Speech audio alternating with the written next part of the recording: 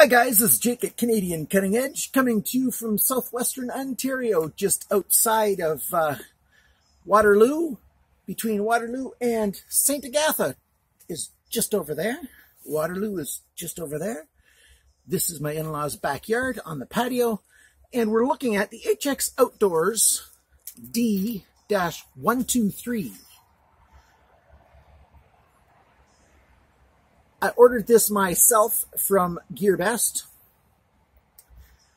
Right across the front of the house here is Herb Street, which is a busy thoroughfare. Even though it's a holiday Monday today, you're still going to catch a little bit of road noise, but it's the only place I've got to record, so hopefully it's not too loud in the microphone. So here we go. Take a look at this knife. I'll put it up next to my shirt so you can see it. Wearing a nice bright pink for breast cancer awareness, which of course is the disease that's decimating my mother. And so this is 440C stainless steel. I think it's probably an ABS plastic handle. Very, very stylized knife, to be sure.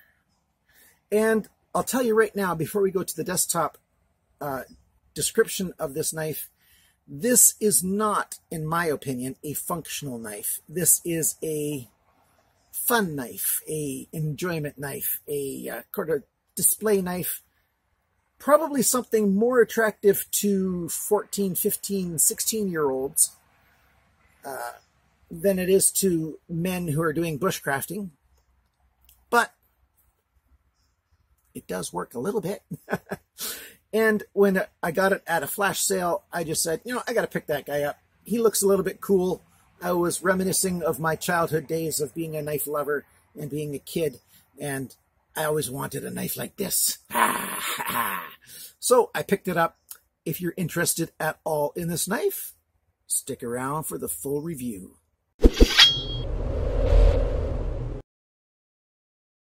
Hopefully you can see what's going on here. I don't have the best lighting, and I didn't bring my lighting with me.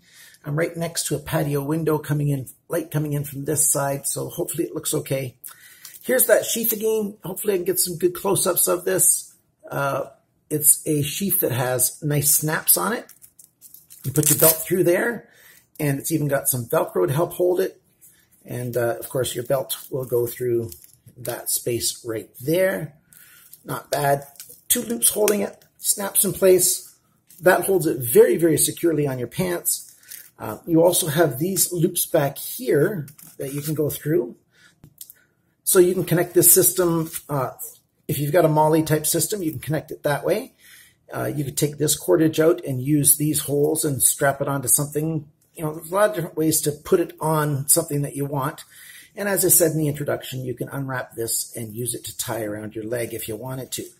A little bit better close-up of the pocket here. Let's get the light coming from that side. So there you can see there's a pocket, and it opens up fairly well. You know, I can fit my whole index finger in there easily, and you could put I can fit 2 fingers in there. You can fit a small stone in there, or all kinds of little options. And it's all well sewed, looks like double stitching in most places, and it's pretty decent. I'm just going to put that aside because that's all that I want to say about the sheath. And you've got your name, HX Outdoors, right there. The blade, very interesting looking knife. It's kind of funky and crazy, isn't it? A 440C steel Rockwell hardness is probably around 57. They don't really say. The blade has a hollow grind here and a hollow grind here. Strange kind of grind, especially with this section coming down to a little tip right here. Interesting. And you've got a sharpener's choil. Good to have, isn't it? So you've got that right there. And then you've got another big choil here. In some pictures, I see them using this section right here to use as a cap lifter to take, to open a beer bottle, a pop bottle or whatever. I don't know, perhaps you could use this part up here for that same kind of task. I don't know. You've got holes up here, 1 hole there, 3 holes down here at the back. And all these different tight loops here. You can easily strap this onto a piece of wood and turn it into a funky spear of sorts. You've heard my comments on that before, but in case you haven't, I think it's really silly to strap a knife onto a piece of wood to turn it into a spear. It just doesn't make sense to me. If you've got a nice piece of wood and it's a good hard piece of wood, why don't you take your knife and sharpen a very good point on it? Then you've got a spear and a knife at your side. Instead of strapping it onto a piece of wood and having, the strapping come loose or it breaks off while you're using it, and then you've lost your knife and you don't have a spear either and you end up with nothing, but if you sharpen up a piece of wood, you've got both. Just the way I think. The label of the knife is right there, D123, and the logos and everything are back here. That just says titanium coated, 440C stainless steel.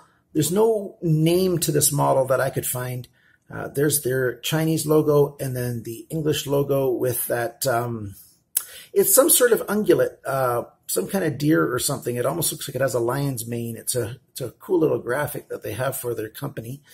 And ABS, I believe it's probably ABS. It's hard like an ABS kind of plastic sheath, sort of handle scales. A little bit of jimping back here, some jimping on the steel, not too aggressive. And then a little bit of jimping up here, again, not overly aggressive. Sorry, I was off screen. And some jimping up here. You can put your thumb on there, and then you've got a really good hold. But being the blade is so far away from the handle, you can't do some very delicate cutting, at least not too easily. Because the blade's just too far away from where your fingers are. You're going to want to sneak up, and you just can't do that because of the way the handle's made. The spine here, that's not a saw. That's just decorative effect. It really is not useful in any way, except for perhaps if you wanted to scrape some bark, because that's a fairly square corner there, and it could be effective in scraping off some, making a little bit of a powdery kind of mass to use for fire starter. A nice little clip point here, almost like a Bowie clip point, swedge in here, nice tip, fairly strong with that shape that they have there with the two swedges coming together and making a fairly strong tip, not super strong.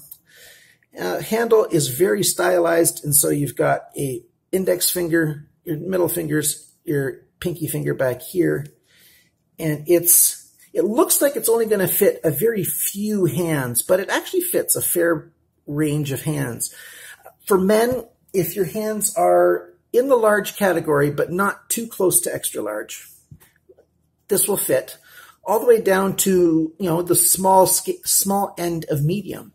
You're going to find this knife fits in your hand. My wife has got medium-sized women's hands, and she found this knife fairly comfortable to hold and, grasp and do a little bit with. She's not all that into knives, so I didn't get her to do too much cutting or anything, but she said it was comfortable in her hand as well. So it's sort of on the smaller end of the scale. Extra large hands, no go. It's just not going to be comfortable at all in any way, just not going to happen. You can use this pommel end here, I guess, as a persuader if you need to get somebody to do what you want them to do, There's one grip with this handle scales. This grip is the only grip you're going to use. Either your thumb down or your thumb up. That's your options right there. It's the only way you're going to have any comfort, any control at all. How about the specs? Let's do some measurements here for this thing. We've got a blade thickness. Now, I've measured all of these things by eye. I don't have my vernier calipers here to measure exactly. So these measurements are very close approximates, but measured by eye looking at a ruler. 3.5 millimeters, just over 1/8 of an inch. The length of the blade from the end of the handle to the tip of the blade, 11.7 centimeters. That's about 4 5/8. Your cutting edge from that sharpener's choil to the tip, 10.3 centimeters, which is right around 4 inches.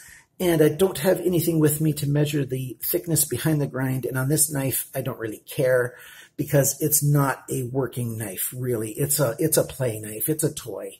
Well, toy is a little bit of, has some of the wrong connotations that I want to have. This is a fun knife. It's not a working knife. I'll just say it that way.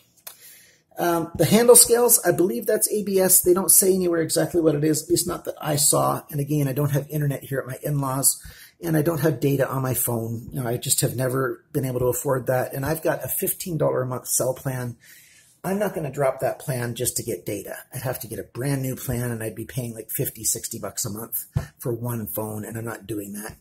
I right now pay $42 for 2 cell phones for my wife and for myself, including my home phone, 42 bucks. Not leaving that, gang. I'm not giving up that. Not for anything, not too easily anyways. Handle length. That's talking the whole scale. I'm not counting this pommel section back here, just the plastic handle scales right here. The length, 10.8 centimeters. That's about 4 1/4. Grip area between my fingernails there, 9 centimeters, which is about 3.5 inches. And the handle thickness is right around 1.7 centimeters. It's about 5/8 of an inch. And what do you call this blade style? I don't know. I forgot the weight. The weight, I don't know. I'll have to get onto the internet, check it out, and put it on the screen right here. Okay, the spine of the blade, as I mentioned before, that's just cosmetic, but it is kind of very decorative. You know, you've got a swedge here and a swedge here, and you got your hollow grind, and you've got all kinds of funky stuff going on. It's kind of cool, sort of, in, you know, a sort of juvenile kind of way. You've got a flat area all along here so that those systems that you want to clamp on to sharpen it, you can find a way to do most of the sharpening, especially if you've got a stone that's sort of rounded so that you can get into this area. If you just have a flat stone, you're not going to be able to sharpen like a flat, you know, even inch wide stone on a sharpening sliding system like the Lansky or like my TS Prof. You're not going to be able to get this section right in there sharp, at least not very well. You need a round tool to get in there, or a rounded tool. Okay, let's talk about what I like and don't like about this knife. Don't like how uncomfortable it gets after any extended cutting at all, and it just gets uncomfortable. Even if your hand fits it very, very well. And my hand sort of fits it, but it gets uncomfortable very quickly. That's a con. The holes to put it onto a stick, well, since this is sort of a not a functional kind of working knife, that's a cool thing. You know, so it's a kind of good enjoyment kind of knife. So those holes, I'm not totally against it. I gave you my perspective on the spear thing already. I like that it's got some moly on the sheath there. That's good. Some moly options, I should say. The sharpness from the factory, not so good. You want to see what it cuts like? Let's, I've got some newsprint right here. Let's see how well this cuts. There we go.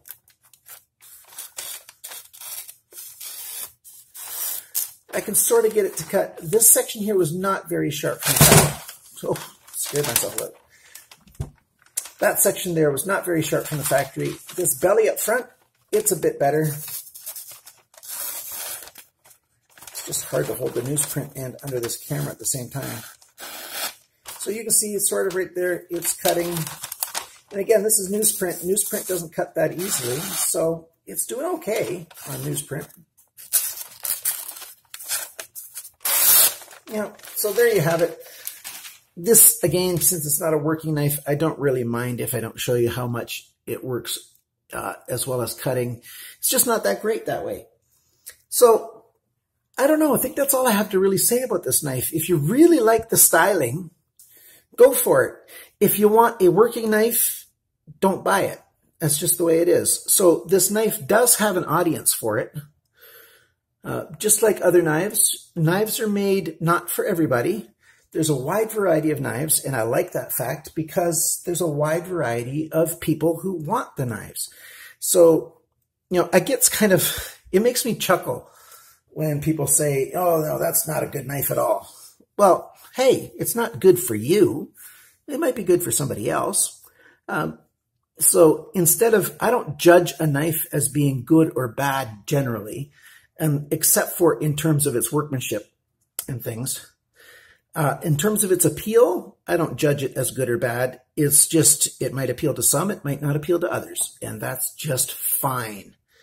So this knife has a certain appeal to a certain demographic, and for those people, it's a decent knife because you do have a decent steel. You can sharpen it yourself if you know how to sharpen knives, and hopefully you do, because you should learn how to sharpen knives if you're a knife hobbyist at all.